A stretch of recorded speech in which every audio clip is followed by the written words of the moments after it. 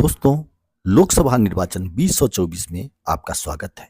आज हम बात कर रहे हैं पोलिंग के दौरान प्रिजाइडिंग अफसर के सामने आने वाले विभिन्न समस्याओं के बारे में।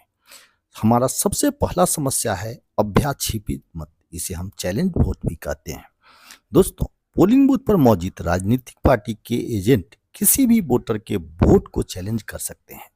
अगर एजेंट को लगता है कि संबंधित वोटर फर्जी है तो वो किसी दूसरे व्यक्ति का वोट डालने आया है तो पीठासीन पदाधिकारी से बोलकर वोट को चैलेंज कर सकता है। इसे चैलेंज वोट कहा जाता है। इसके लिए 2 रुपए की फीस देनी होगी।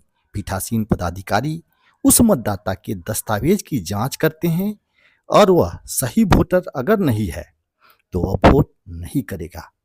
अगर वो सही वोटर है तो फिर उसको वोट ईवीएम मशीन से करने दिया जाएगा और जो पोलिंग एजेंट चैलेंज किया है उसको 2 रुपए का रसीद दे करके और उसका 2 रुपया जब्त कर लिया जाएगा। दूसरा है टेंडर वोटर।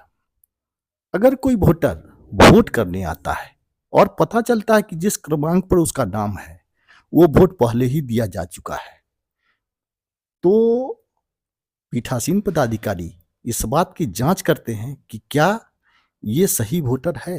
अगर वह सही वोटर है तो भी वो ईवीएम मशीन से वोट नहीं कर सकता है।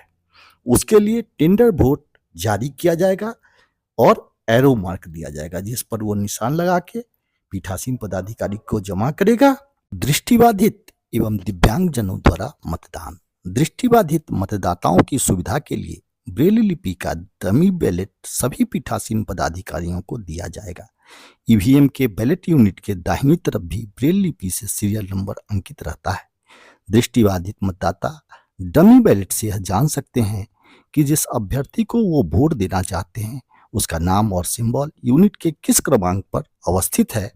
वे उसी क्रमांक पर बटन दबाकर अपना वोट रिकॉर्ड कर सकते हैं। यदि दृष्टिबाधित या दिव्यांग या शिथिलांग मतदाता जो खुद से वोट नहीं दे सकते हैं चाहे तो अपनी सहायता के लिए कंपेनियन के तौर पर एक व्यक्ति को साथ ले जा सकते हैं जो 18 वर्ष से कम उम्र का होगा।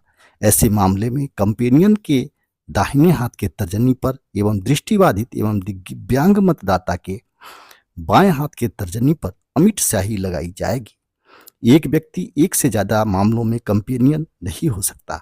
सहयोगी मामले में फॉर्म 14A में इसकी सूची संधारित की जाएगी एवं उनसे घोषणा भी भरवाया जाएगा। ASD मतदाता। पोल डे के पहले BLO घर घर जाकर मतदाताओं को मतदाता पर्ची उपलब्ध कराते हैं। जो मतदाता ये पर्ची लेने के लिए अनुपस्थित रहता है उसे एब्सेंट लिस्ट में डाल दिया जाता है। इसके अलावा जो मतदाता कहीं अन्यत्र जाके रहने लगा है तो उसे शिफ्ट के लिस्ट में डाला जाता है और जिनकी मृत्यु हो जाती है उन्हें डेड के सूची में डाला जाता है। BLO द्वारा इसकी सूची तैयार की जाती है और इसी को ASD लिस्ट कहते हैं। आपको मतदान सामग्री के साथ ASD भी मिलेगा। यदि कोई व्यक्ति मतदान करने आता है और उसका नाम ASD लिस्ट में है तो पीठासीन पदाधिकारी या प्रथम मतदान पदाधिकारी उसकी पहचान अच्छे तरीके से जांच कर लेंगे। यदि सही पाते हैं तो उन्हें ईवीएम से मतदान कराया जाएगा। यदि मतदाता ASD लिस्ट में हो तो उसका हस्ताक्षर एवं बाएं अंगूठे के निशान दोनों लेना होगा। मतदान से पहले उनसे एक घोषणा पत्र प्राप्त किया जाएगा।